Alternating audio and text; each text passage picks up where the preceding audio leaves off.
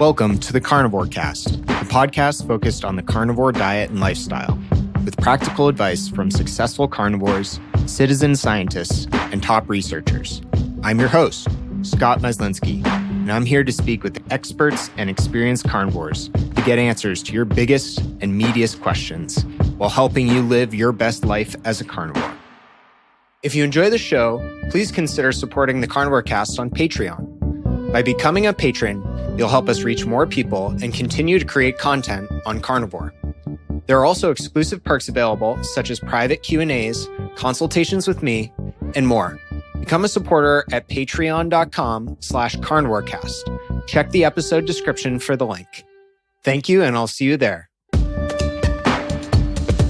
Mark Bell at Mark Smelly Bell returns to the Carnivore Cast today, and I couldn't be happier. Mark is the host of the Power Project podcast with over 400 episodes and 4 million views. I personally listen to every single one and enjoy it immensely. He also has his new YouTube channel, Mark Smelly Bell, where he shares exercise and nutrition philosophies, recipes, vlogs during his Carnivore 100-day challenge, Q&As with fans, and most recently, some views on Stoicism. Mark is the inventor of the Slingshot, the #1 bench pressing training tool, the hip circle, and many other famous lifting tools used by lifters worldwide. You may know him from his brother's movie, Chris Bell, Bigger, Faster, Stronger. Mark is also the mind behind the War on Carbs and Jacked and Tan books. And he owns and operates the Super Training Gym, the strongest gym in the West and largest free gym in the world. Mark also has markbell.com, where you can follow along with his daily workouts and footage. Welcome back to the show, Mark. Thank you. And with that intro, you made me sound like a pretty nice person. I guess we'll find out through this interview, though, right? Yeah, well, you're doing quite a lot, and I'm a huge fan of all of your work, and I gain a ton and learn a lot from listening to you every day.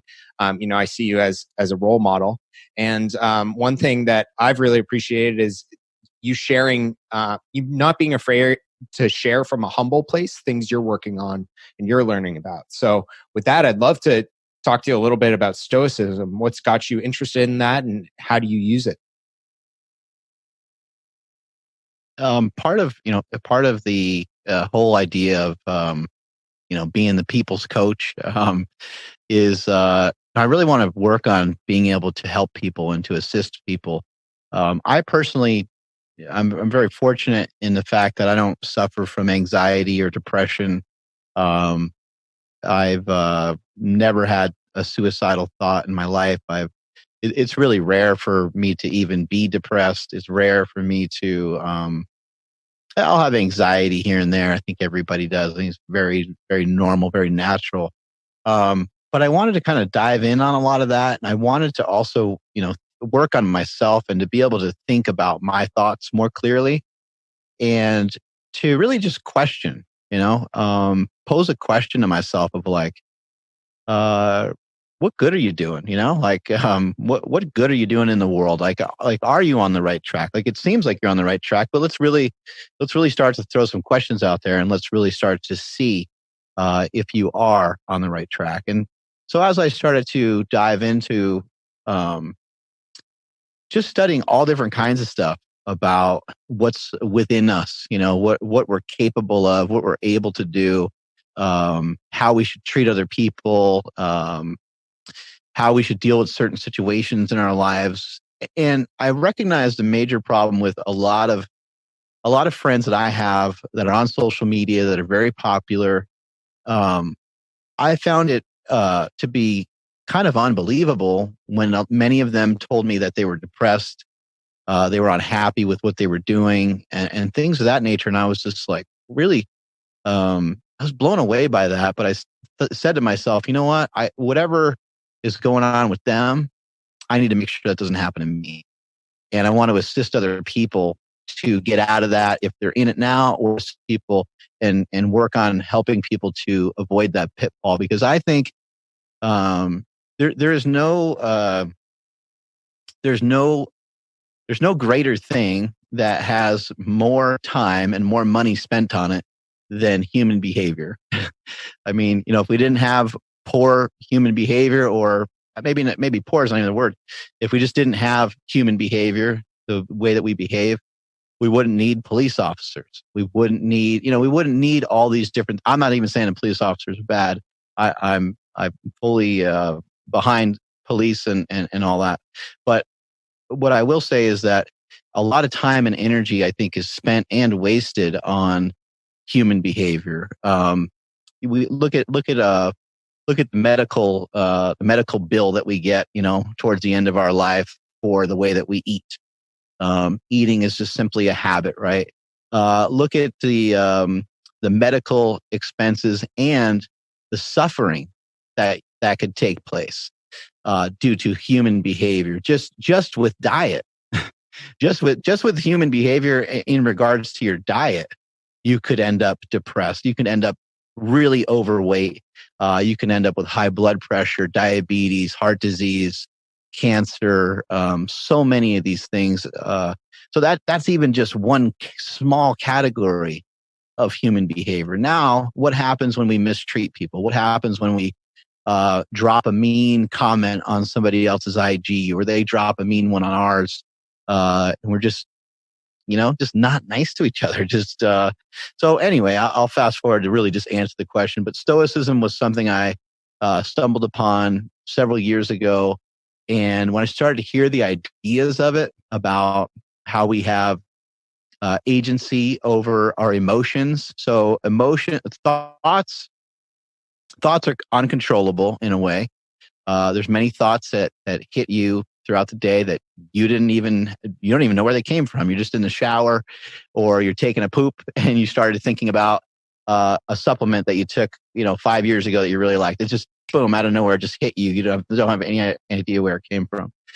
That happens. That's very common. But what I like to do personally is I like to try to think about my thoughts and think about what they mean and how they pertain to my everyday life. But Stoicism is amazing in a sense because it allows you to really look at your emotions. So you have a thought, right? You don't always have control over the thoughts that come in, but we do have control over how we process them. How are we going to react to somebody saying, hey, like, I know you're on a diet, but you look fat, in your picture or whatever it is that's on Instagram, or somebody being rude to you, or just saying something that you feel slighted from, if someone's to say something to you, like we always have that family member who's always trying to one up you, right? Like you got that person in your life where you feel like they're slighting you, right? But if you know Stoicism and you learn that, look, okay, this is just, let's look at this. What's knowable about the situation? And how do we, what's knowable about the situation is that this person that's in your life is kind of a dick. Okay. It's factual, right? Like you don't get along with them. Okay. And that's fine. We don't have to get along with everybody perfectly.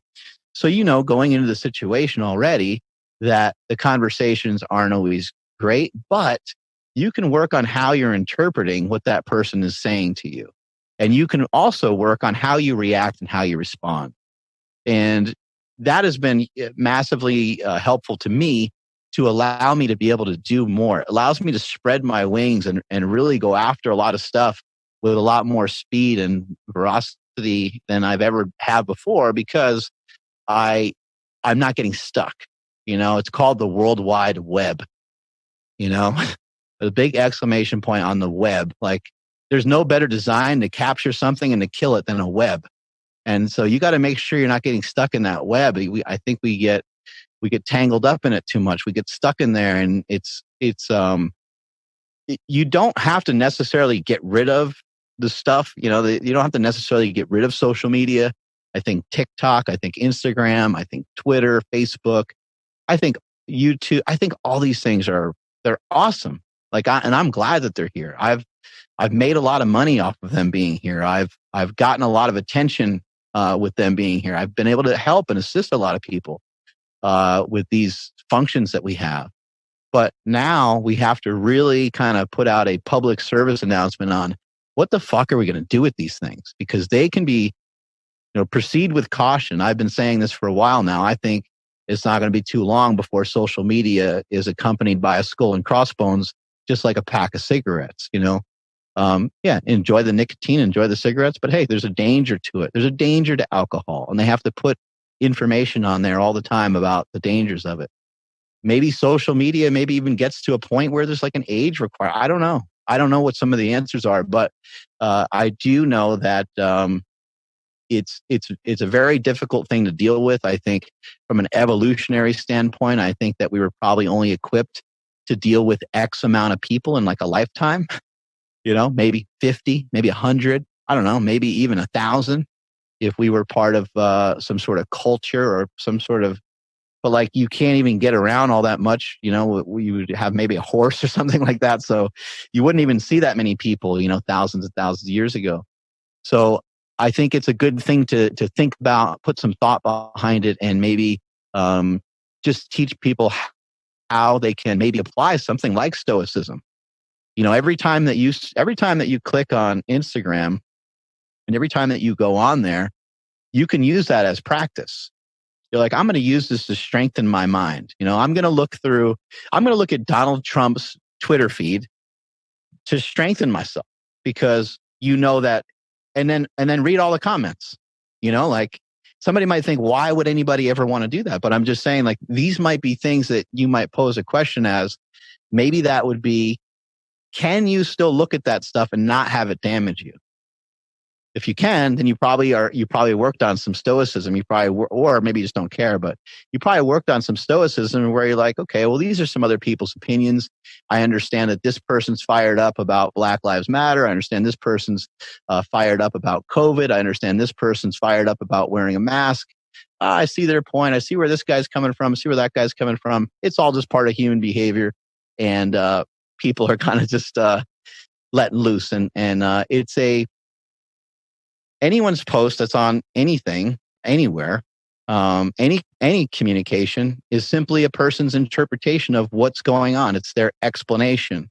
It's their best explanation at that time for whatever the heck it is that's going on. You might not think it's a good explanation, but that's also okay, because it's their vantage point. And I think that gets to be, somebody says, oh man, the carnivore diet, that shit doesn't work. Well, I don't have to take that as an insult. I can just say, okay, well, that's interesting. That's from their vantage point. I haven't really heard that many people say that it doesn't work. I'm interested to learn more about, how did this guy do the diet, or what did he find that wasn't working for him? Maybe he had stomach issues. Maybe he ended up on the toilet a lot from only eating meat, which can happen to people sometimes.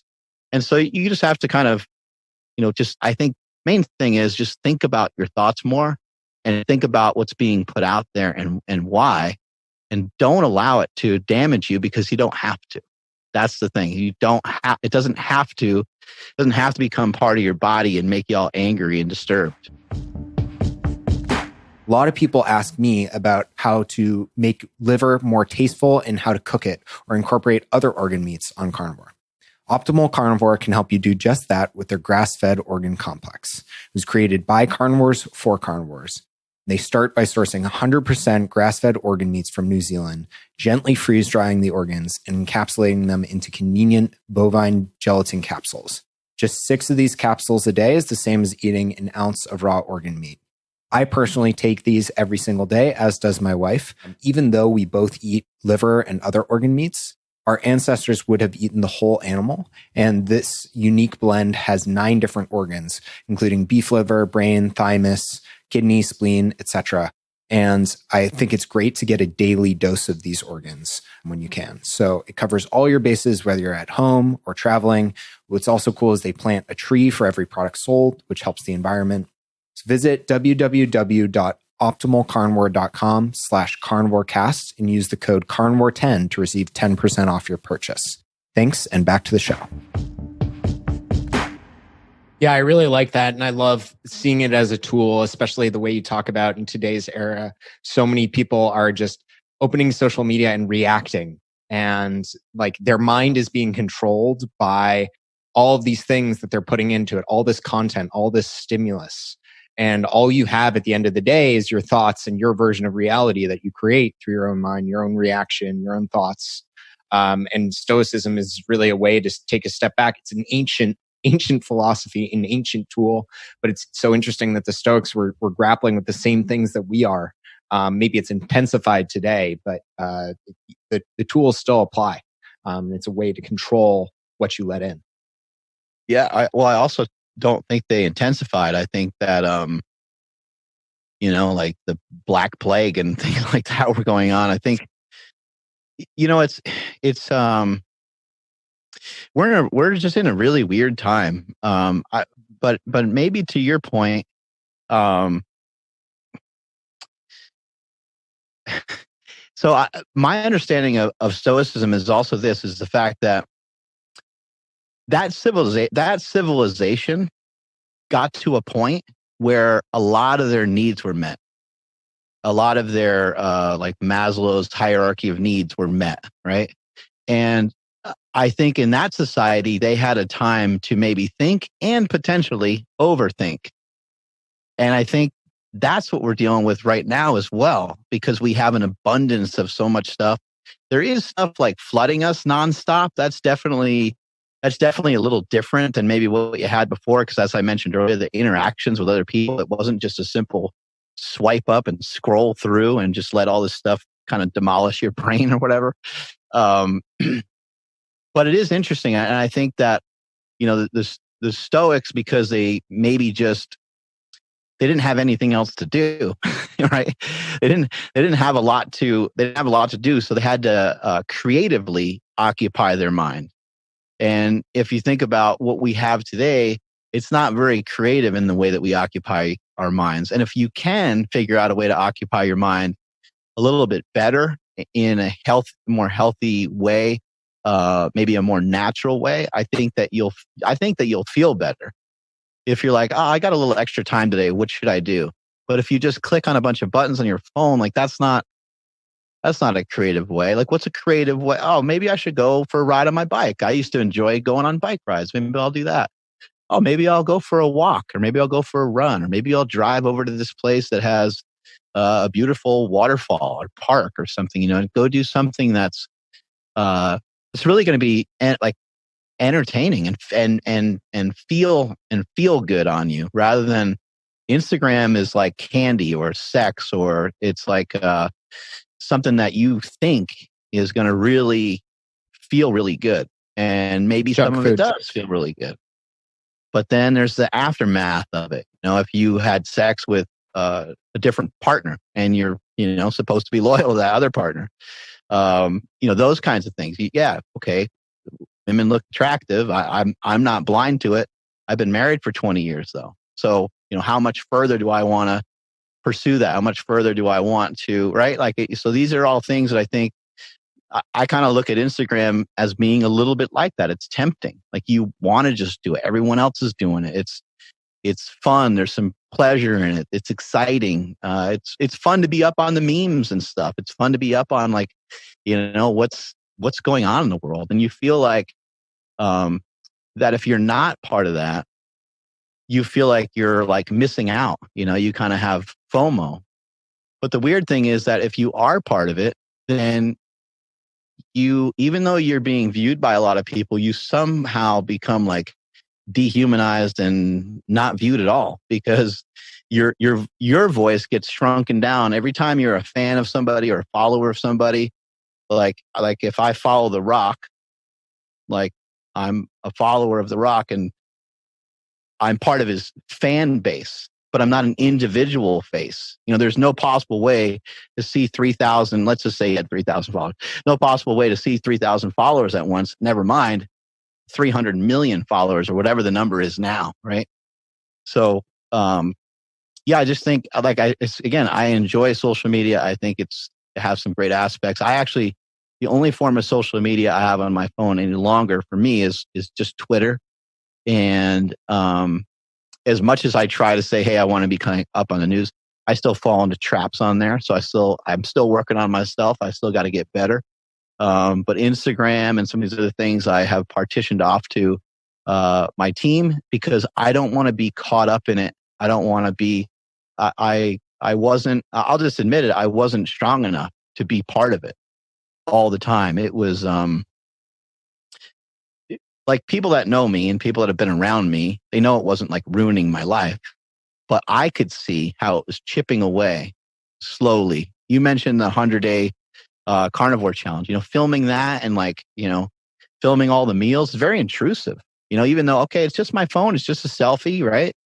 But it's fucking intrusive. I got kids and like, I feel like an egotistical maniac, filming myself while we're at a restaurant, like, you know what I mean? Like who in the F do I think I am really, doing that kind of thing. So, yeah, social media is definitely something to really, just kind of, just keep an eye on and ask yourself, what are some healthy practices? How can you, put some sort of restraint limit on it? Yeah, be a little more intentional around it. And shifting topics, Mark, I want to talk a bit about World Carnivore Month and Carnivore 100. Why did you decide to lean into it so much more this year? And maybe what did you learn from it? I love the carnivore diet. I've been on a meat-based diet for a very, very long time. And that's kind of the way that I reference the way that I eat now, because the second that you throw in an orange or the second that you eat a thing of spinach, people flip out and they're like, that's not carnivore. And so, I don't agree with that, by the way. yeah, I know. I do a very meat-based diet, and I would say, a large percentage of my calories come from meat. And I just been doing that for a long time. So I've always enjoyed it. I liked keto diets in the past, but when the carnivore diet came along, and when I say came along, it's kind of weird because it's been around forever, right? Been around with our evolution. Same with intermittent fasting. People think that fasting and they think carnivore, they think these things are fads, and nothing could be further from the truth. Even this act of producing ketones on a high rate and a high level is not new. Maybe the keto diet and MCT oil and dumping olive oil and stuff on things and eating bacon and dipping it in butter. Maybe that's like a newer thing or a newer style, right? But all three of those diets they're fantastic ways to eat, and they're part of our evolution. Even just when people, I would say that people that have, people from years past, they would get themselves in ketosis here and there just because there wasn't like carbohydrates readily available. You're eating meat and berries and things like that. But when Dr. Baker came around about 3 years ago and started kind of pushing, maybe 4 years ago, trying to push the carnivore diet, my brother did it. And my brother was encouraging me to do it. I was like, yeah, I'll just give it a shot. I've always loved eating meat. And I've been on diets that were similar to that. It just didn't have a name really. It was just like meat and water. My brother and I would do it. And I did it to lose weight for powerlifting meets a handful of times, where I would just, at the time, I didn't have a lot of money. So I would just buy ground beef, and I would eat ground beef and water. And when I ran out of ground beef, I'd hit the store up again and buy some more and kind of cycle through it. And a lot of times I would make weight for a powerlifting meet by just eating meat and water, because I took out some carbohydrates. The protein in the meat helps fill you up. And so it allowed me to eat a little bit less calories, per day and so forth. And also just getting rid of some glycogen and some water retention. And I was able to make weight for powerlifting competitions. And then when I competed, I was able to do really well in that particular weight class. And, the next day or whatever, I would eat some carbs and kind of bulk back up. So I've been a fan of this stuff for a long time. The first time that I did the carnivore diet, pure carnivore diet, which I kind of think, so for me, I kind of view it as some different things. Carnivore challenge is like, hey, you're going to go all in and you're going to accept the challenge, right? And that doesn't allow for any other foods at all. You're just eating pretty much meat, eggs. I guess bone broth can kind of fit in there, but maybe some butter, but anything like outside of that, you're off the team, kind of thing. That's kind of a carnivore challenge. And so when Dr. Baker issued it about 4 years ago, I hopped on it. I was on it for about 2 weeks, and I was like, wow, this is feeling pretty good. I'm leaning out. I feel really good. But at the time, I remember getting kind of sick of meat. And at that time, I didn't practice any intermittent fasting or anything like that. I didn't really know much about that. So I abandoned it. I did it for about 3 weeks out of that particular month. And I was like, that was actually really cool. It helped me get in better shape. That's something I'll use periodically. I'll use it here and there. And anytime I want to lose a little bit of body fat or tighten up a little bit, this will be a great diet for me to try. And so maybe a few months went by and I was like, I need to kind of do that again because I puffed up a little bit over the holidays or whatever it was that happened to me. But so then I went into it again and I did it a little bit more aggressively and I tried it for a little bit longer and I wanted to see how that was going to feel. But I was also like, hey, well, let me leave in a little bit of the foods that I enjoy. Let me leave in some yogurt. Let me leave in some cheese. Let me leave in some vegetables here and there. I don't really like vegetables necessarily, but sometimes it's nice to get different textures. And sometimes I do think that having fiber in the diet can also help you to reduce caloric intake, much like intermittent fasting does, much like eating protein does. Protein leveraging helps kind of drive down calories. So for me, vegetables were always a little bit of a weapon against hunger, help fill you up a little bit more. And so I started doing it that way, and it was way more enjoyable. It was way easier to do. And I was able to do it for, a handful of weeks. And then I kind of floated around back and forth on it. But more recently, this diet, this carnivore diet, not necessarily a carnivore challenge where it would pretty much only be meat, but this style of eating is going to be with me for the rest of my life. I am going to eat like this the rest of my life in some fashion. Now, I'm going to have Ben and Jerry's. I'm going to have pizza. I'm going to have things like that. I enjoyed those things so much as a kid. I still enjoy those things a lot. Sometimes it's just fun. Sometimes it's just fun to eat something that you used to just love the taste of, the flavor of. And so I'll still do stuff like that here and there. But for the most part, it's pretty much just meat. And fasting has helped a lot. So this time around, the first time I did it, I stopped because I literally kind of got tired of eating meat. So this time though, and now what I'll do throughout the rest of my life is I learned a great lesson. I learned the lesson of that if you're not hungry for protein, you actually have some fake hunger going on. This is a fake impulse. This is a fake thing. Don't react to it. Just like Stoicism, something's coming in doesn't mean that something else has to come out. Doesn't mean you have to react to it that particular way. You have agency over it. You have control over it. You can act whatever way you want. And so by eating more protein and by utilizing intermittent fasting, it helps kind of drive down hunger. But also by utilizing intermittent fasting, if you fast long enough, you're always excited for a steak. I mean, just think about if you might not like water that much. But just think about you weren't allowed to have anything else. And the only thing you could have is water. And then you're like, oh shit, okay, well, I'll just, I'll drink water here and there because I'm thirsty, because I need it. Well, what if I was to then take your water away and just say, well, you can't have it for, 2 weeks, or a couple of days. You can't go very long without it, right? So maybe even just a day, right? You can't have water for a day. You pull it out from someone for a day, and what do they do when they get that? Maybe they were on a long run or on a long walk and they got real sweaty.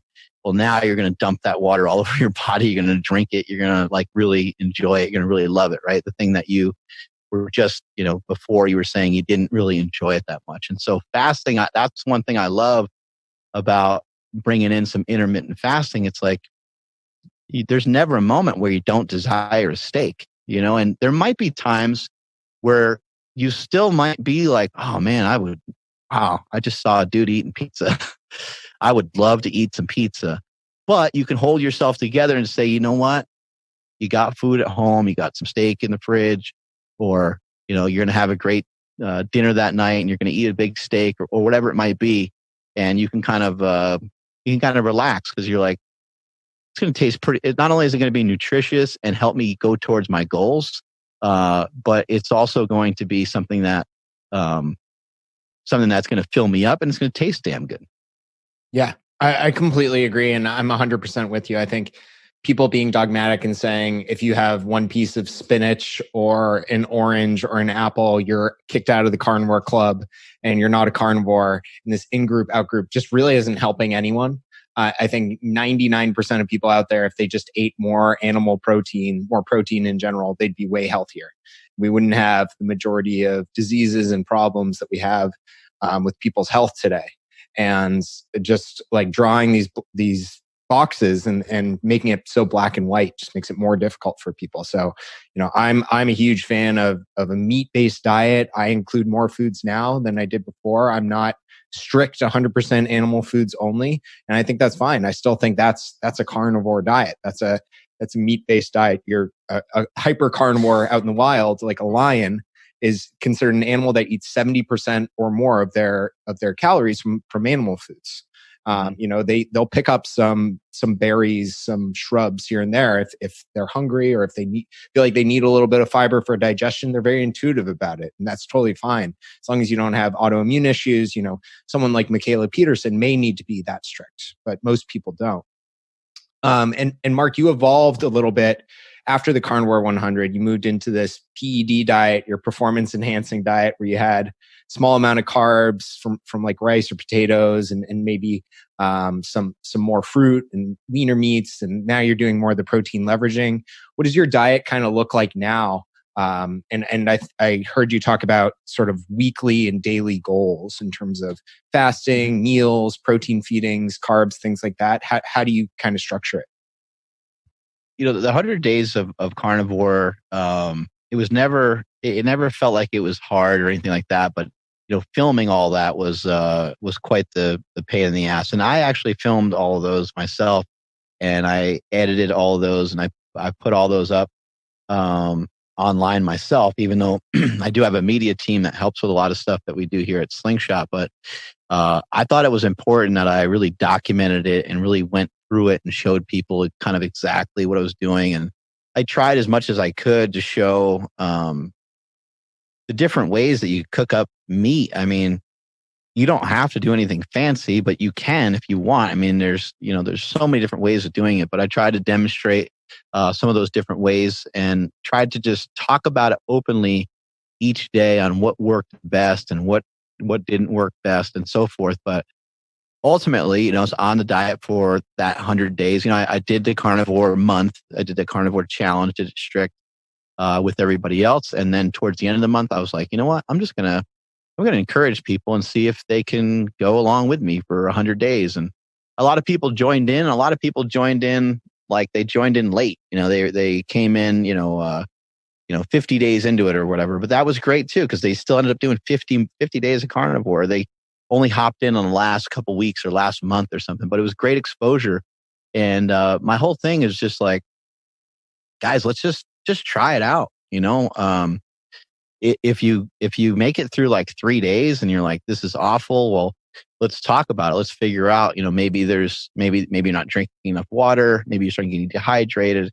Maybe you don't have enough salt in your diet, or maybe something is off, somewhere. But just try it. And if you really hate it, then you can just, you don't need to do it. But I think it's important to try different diets and to mess around with different things. And so a few years back, when I was doing like the war on carbs, kind of a more keto style diet, I noticed that you can have some carbohydrates and still be keto and still produce ketones. And so because I exercise quite a bit, and maybe just because of some of the way I'm made up or whatever, I was able to eat like 50 grams of carbs, sometimes even like 100 grams of carbs, and still be producing a pretty good amount of ketones.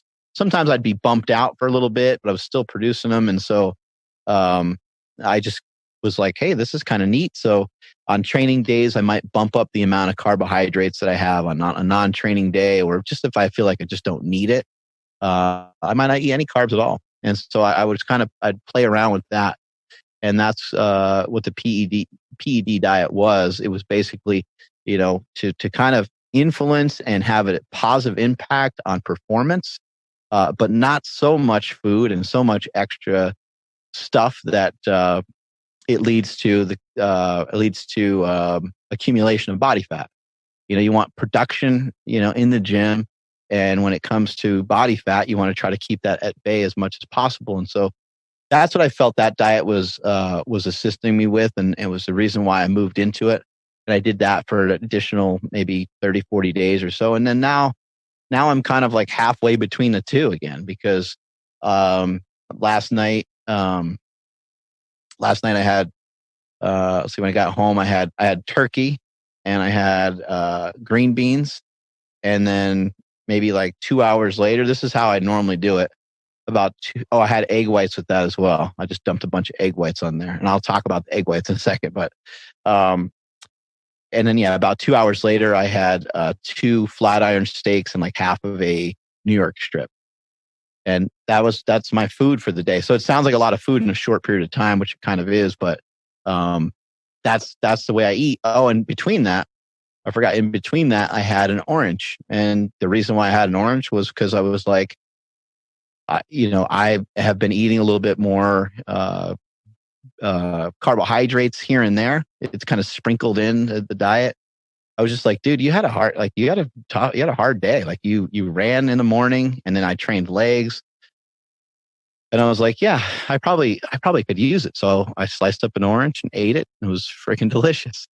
And so a lot of days, will look like that for me. And then the reason for the egg whites is because I'm really trying to lean into some of Ted Neiman's work where he talks a lot about protein leveraging. And I really want to play with it and see like, what is this all about? Because when I've done carnivore before, I will admit that there's been times where I didn't make any progress. And there's also been times where I've noticed where I'm like, I actually think like I'm overeating. I actually think I'm gaining a little bit of weight. And so, you have to keep that in mind. The fat that you consume, in your day, is going to be the thing that can end up as fat on your body the easiest. And so, I don't think it's a great idea to just, eat 400 grams of protein and 400 grams of fat. You could very well be, well above your caloric limit. And that could manifest into you holding on to more body fat.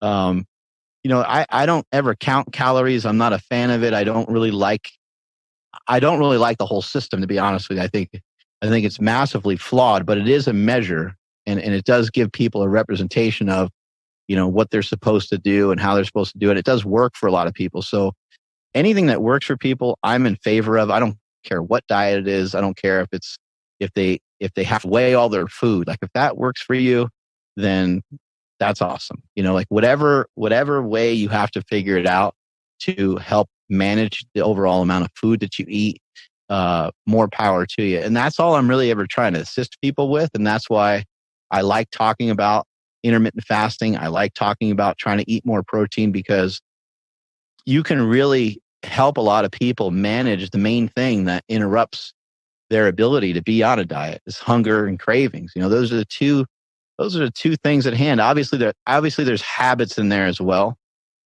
Those habits, there's some just bad habits. Like you sit down and you always eat food in front of a screen. Like imagine if you just cut out calories consumed in front of a screen. If you just decided from today forward that you're never going to have any calories in front of a screen ever again, whether it's your TV, your phone, you're never going to do any sort of mindless eating ever again, movie theater, nothing. A lot of people don't even necessarily need a diet. They just need some goddamn guidelines to follow, but they're hard to follow. And when things aren't black and white for most people, they'll be somewhere floating around in the middle, which is usually like destructive. Like, I'm just going to do everything in moderation. And it's like, dude, you're so far away from doing anything in moderation. Like, donuts are not part of a diet that has moderation, in my opinion. They could be, but I'm talking about maybe a couple of times a year, not a couple of times a month type of thing. Yeah, I think that's a really good piece. And I like how you're not afraid to bounce between diets and experiment a little bit, all around the same general theme and with general principles in place. But how do you think going forward, Mark, you would vary your diets based on your goals? Like, how do you plan to use your diet and new diets going forward? Would you do things differently if your primary goal were to gain muscle? Because it seems like on the podcast, you guys focus a lot on leaning out, which I think is awesome because that's what most people need and most people struggle with. But would you still have like a really protein forward approach if you're trying to gain muscle? If that was your primary goal, or what other things do you think you'd tinker with or change going forward? Yeah, I think if I was trying to move forward in the way of gaining muscle mass, I'd probably tinker a little bit more with the carbohydrates, and that's kind of what I'm messing with now because at the moment I will normally post workout I'll have about 50 grams of carbs just from a carb shake type of thing, a dextrose type of thing, which is something that I did a lot when I was younger, when I was really concerned about getting bigger. But as I gotten older, I was like, I don't really think I need it. I have, a pretty good amount of muscle mass. But yeah, moving forward to gain some size or gain some muscle, I would play around with the carbohydrates a little bit more. And I would even go as far to say as like, I'm definitely accepting of the fact that if you get your carbs right, that you can just walk around with more muscle and potentially be leaner, kind of all at the same time. But it's a difficult thing for me personally to land on that sometimes because if I start to allow myself to have like a potato, I'm going to want to put like honey on it, like a sweet potato. I'm going to want to put like honey on it and butter, right? So then I end up with a kind of a slippery slope type of thing. And so for me, I have to be pretty cautious with, what I bring into the picture and how often. It's not like I'm completely out of control or anything. I can control things pretty well, but I've learned a lot about myself over the years. If I bring in an orange, works great for me because I can see it's like, okay, this is one orange. I'm just going to slice it up and I'm going to eat it. And you don't need to add anything to an orange. There's plenty of sweetness in it, right? Um, but a lot of times, if I'm going to bring in like rice or something, like I'm going to want to eat kind of a lot of rice, or I'm going to want to put butter on it or something like that. Potatoes can work good too, because again, that could be like a single serving, or if you have a giant potato, you can have like half of one or whatever it might be. But yeah, if I was gonna tinker anything and try to get a little bit bigger, I would really probably continue to manipulate the carbs, and that in addition to messing around with protein leveraging. That is something I'm messing with at the moment. But right now, I eat 400 grams of protein, so it's a little difficult to even eat anything else once you get to that many grams. I I think I get there about every other day. Like some days I'm like, shit, man, I got another 50 or 60, 50, 60 grams of protein to go. And I'm also doing that with a protein shake. I usually have like one protein shake at night. I've loved protein shakes for a very long time, and I just sometimes I'll have a protein shake, or sometimes I'll take protein powder and I'll just mix it into some yogurt, and I really like that a lot too. It kind of I don't know, gives me like an extra little snack. I don't think that people necessarily need that, but I think it's a great replacement. Sometimes you need to replace your bad habits with something that's less intrusive, something that's going to be less negative. And so, if I can do that through a protein shake or something like that, then that's where I'll do it. Just one thing on the egg whites. So I know a lot of people when they talk about carnivore, we're talking about whole eggs and we're talking about fatty meat and so forth, but it doesn't always have to be that way. Like if don't think that eating 5 ribeyes every day is like what you need to do to get the proper nutrition and to get the right amount of maybe if you have a real high caloric intake, maybe you do need that much meat, right? But for a lot of people, I think it's really just let's just try to figure out a way to manage the calories, because that is part of it.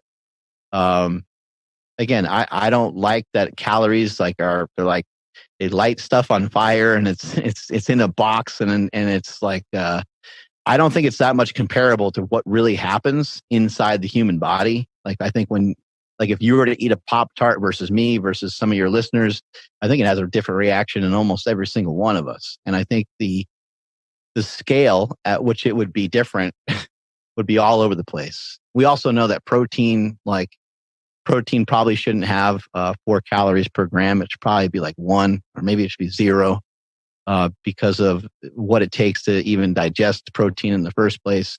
And then, things like fiber, and things get a little tricky. And the types of fats that you eat, we know that MCT oil is a little bit faster type of fat versus maybe a saturated fat, which would break down slower. So even though I don't necessarily love calories, and I don't really love people saying it's calories in, calories out. I don't necessarily love that, but that is a factor. And if you can figure out a way to expend more calories, and if you can figure out a way to consume less calories, you will probably be healthier. And you might not need to be on any real strict, crazy plan. I would advise, though, that you still try to get in a good amount of protein each day, just to make sure that you're maintaining muscle mass, because maintaining and or adding muscle mass is going to be the thing that is going to continue to muscle needs calories. And so that's going to be your biggest payoff. Your biggest waste of time is eating crappy food, because then you have to figure out what you're going to do with that energy, how you're going to burn that back off. Your best investment that you can make into your future, into having to spend less time thinking about your diet, is to gain muscle mass, because the muscle is going to literally chew up kind of whatever it is that you eat. It's going to use it up in some way. Yeah, I completely agree with that. And I like how you have a lot of self-awareness around saying, like, I can move on the edge. I can add some of these things in, but there's certain things, if I add in, I know I'll go off the rails, and I'm not going to be maniacal about entering them in a calorie tracker all the time. So for me, I need to have certain boundaries, and that allows me to have freedom within my diet too. I think that's a really good point. And I had Nsima on the podcast, and Andrew as well. How would you describe maybe some of the differences in your diets? I think Nsima and I think we eat pretty similar. He does quite a bit of intermittent fasting. I do quite a bit of intermittent fasting. I think he might eat a little bit more carbs here and there, but I think his carbs have come down a lot and mine have, kind of gone up. So maybe we have met each other. I don't think Nsima tracks calories, but he did spend many years tracking and counting calories. So he understands, approximately like what he needs. Nsima also, in terms of goals, that people may have with their body, Nsima has the body that is most people's goal. So he doesn't really have like, I'm assuming that he could probably always say, oh yeah, I could be a little tighter or something, or I could be a little bigger or whatever it might be. We're all going to bitch about it, right? To some point, to some extent. But I mean, the guy's like 240, 245, and he's always single digit body fat. He looks great. So I don't think there's anything, with him where he needs to really shift or change anything to have any sort of new result. He also does Brazilian Jiu-Jitsu. And so, and he's been pushing the envelope with that for many years now, and he wants to be a black belt. And I think right now he's purple. So he's doing really well with that. And his training for jiu-jitsu and his training in the gym is still, way up. He's still high level in all these things. He still performs really well. So, I think that he'll probably stick to a very similar diet for a pretty long time. Andrew is usually on a diet that Nsima and or I have collaborated on, that we've worked on sometimes together, and sometimes he might just be on something that Nsima recommended. I think right now Andrew's on pretty high protein, lower.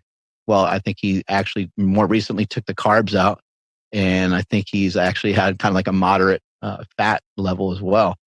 And so, I think. Listen, and here's the way that it works. If you choose the right foods, you don't really need to count anything. But if you don't want to choose the right foods, or you don't like to choose the right foods, or you have some bad habits, you might have to track everything that you eat, because that might be easier for you to see every day, the middle of the day, the end of the day. That might be easier for you to say, oh yeah, okay, I hit my target. I hit those numbers again. So, I needed to get 70 grams of fat. I got 70 grams of fat. I needed to get 100 grams of carbs, and look at that, I got 89. I needed to get, 200 grams of protein, and look at that, I got 205 or whatever. So for some people, that's really, really important that they have something to be accountable to, and that they track something specifically. But if you're somebody that can continually make the choice that you feel best suits your goal, and you can still continue towards that goal, then I don't think there's there's not a reason to spend any extra time weighing your food. I also just like to weigh myself. I usually weigh myself about twice a day. I usually weigh myself at night, usually weigh myself in the morning. It's not every morning, it's not every night, but I do it often. And I can tell you how much I weigh in accordance to how I feel on a daily basis and be, within a pound or two. I think that kind of awareness, I think, is really helpful. And I also would say that, I personally think that weighing yourself can be just as effective as weighing your food. And there may be people that would argue with that. But if your goal is to lose weight and you weigh yourself every day and it doesn't trend downward, then you're eating too much. I'm a pretty simple person. So like when it comes to that sort of thing, it could just be a small adjustment in your diet. Could be for some people, it's like, hey, just kick out your soda, dude, and you're good because you drink 4 sodas every day. It's a lot of extra sugar. You don't need it. And you know what? You kind of sit on your ass a lot. So why don't you walk a little bit? Walk 2-3 times a day for 10 minutes. And some people with just that advice right there, they might lose 15 pounds. They might lose some weight, and they might be on the right track. So yeah, I always like to just weigh myself and go off of like how the food is treating me, how I feel based off the food. And when it comes to like, adding in like egg whites or eating turkey and eating chicken and some of these kind of really, really lean meats or white fish, I'm doing so at the moment to kind of see how my body's going to respond to that as well. I've taken the fat and I just dropped it down quite a bit. And I want to see, am I going to drop a lot of body fat? Am I going to feel tired? Am I going to feel great from it, or am I going to feel like shit from it? I'm trying to really just see, because when I did my bodybuilding show about 2 years ago, my fat was kind of, my fat was pretty low. It was like 70, 100 grams, somewhere in that range per day. And the carbohydrates, they were still pretty modest, but the protein was still way up there. So it's, I just think like anybody that's listening to this, I think you guys should check out some of the work from Ted Naiman. And I also would encourage you to buy his book. I don't know if you've seen some of his diet stuff, but yeah, fantastic. I really like his book. William Shufelt. His book is amazing. And it's actually kind of funny because he ended up with like kind of a similar name than what we talked about earlier, the PED diet. But, it's his protein energy diet. But it's basically just a giant book of like infographics, which is so clear about how we get fat. We consume these highly dense forms of energy: donuts, pizza, ice cream, bacon cheeseburger and French fries and soda and those kinds of things. And we don't really get much from it. Like we don't get enough from it. So it's really interesting because you could easily consume 800 calories, 1,200 calories, and really not get much from it. You might be full for 2 hours, but man, that ain't going to cut it, because if you're going to eat that same kind of food again, then you're going to be what Ted Naiman refers to as energy toxic. You just have too much energy, way too many, just a calorie overload. Your body doesn't need that. And for a lot of people that don't move around a lot or don't exercise, you don't need that much food. And if you like to eat a lot of food, then you can lean into just trying to eat more meat, especially the leaner meats, because you're really just eating protein. And like I said earlier, I don't think protein really counts for anything, because I don't think that protein is a form of energy. I think it's, you got carbs and fat. And so most of the people listening to this show, most of the people are probably eating protein and fat, and that's probably about it for their energy sources. But you can pick and choose, what you want your body to run off of. And I would also say that I'm in full agreement with Ted Naiman and a few others on this topic as well. I think it's good to have a little bit of carbohydrate in there. I just think your body, when you only eat meat and you eat meat all the time, you will start to have higher blood sugar. Now, I don't know if that's bad. I don't know if that's like going to do anything from a negative health standpoint. Sean Baker's been doing it for quite some time, and Dr. Baker looks amazing. He's really fit. He's a savage. He comes up here and lifts with me, and he kicks my ass. I mean, the guy is an animal. He's an absolute beast. But I also would say that, having, 30 grams of carbohydrates, 50 grams of carbohydrates, maybe it can help with some other, blood test results. And maybe that would help you be a little bit healthier. It's kind of hard to say, but I don't think there's a reason to go zero carb. And I don't think there's a great reason to go with zero fat. I mean, zero fat, we just know would be a huge mistake. You can go very low carb for long periods of time, and I don't have any problem with it. I've done it myself.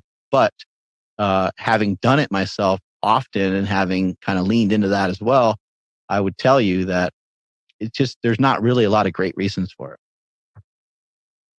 Yeah, it's all about staying away from the dogma. And one thing you highlighted there, Mark, which I tout all the time, which is the value of self-experimentation. Try some things out for yourself.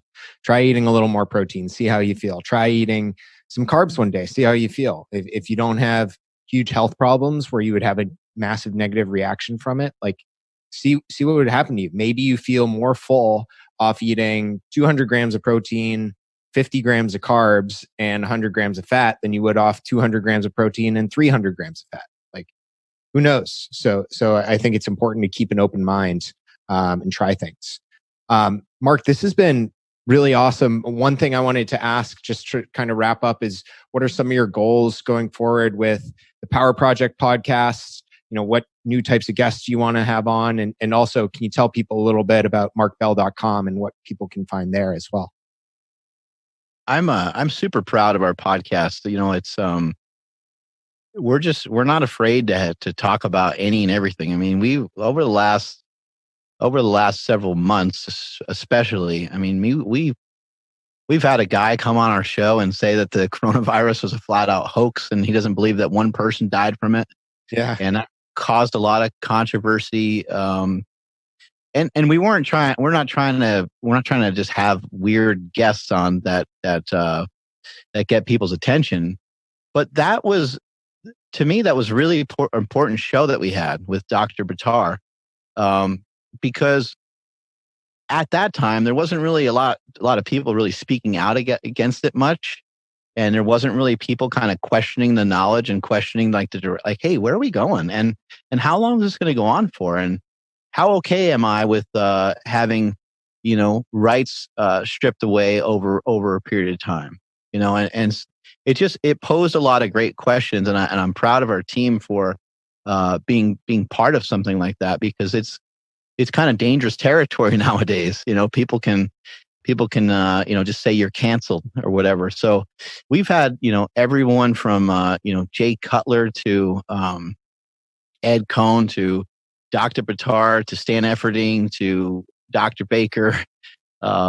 We've had all kinds of different people on the show, and I want to continue that. I want to continue to have people on that we just find interesting. Yesterday we had the Sacramento chief of police in here. He came on the show. He's black. He's the first black chief in Sacramento. And he was brought up by a mom who's white that grew up in Minnesota, but she brought him up on the streets of Sacramento in a predominantly black neighborhood. And he's seen, his own brother died of drugs. He's seen people getting shot and murdered in the streets, and he's seen all kinds of shit way before he was ever a police officer. And he decided to still be a police officer as he got older. So I just love having guests on that have a lot of life experience, and they can maybe come on here and give us a perspective that we just weren't thinking about before. Right now everyone's saying like, fuck the police and defund the police. And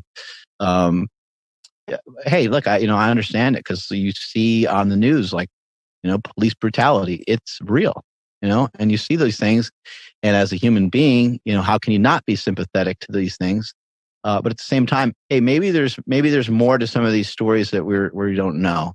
Maybe police officers could utilize more training and so forth. And you could see, how quickly these things become they escalate really fast into controversial things where people are like, how could anybody think that way, and so forth. But I really enjoy it. It's probably one of the more fun things that I get to do is be part of this power project that we've been having going on for several years now. As far as like company goes, or as far as me, it's always the same. Just be better than you were yesterday. So that's pretty simple. Just try to how can I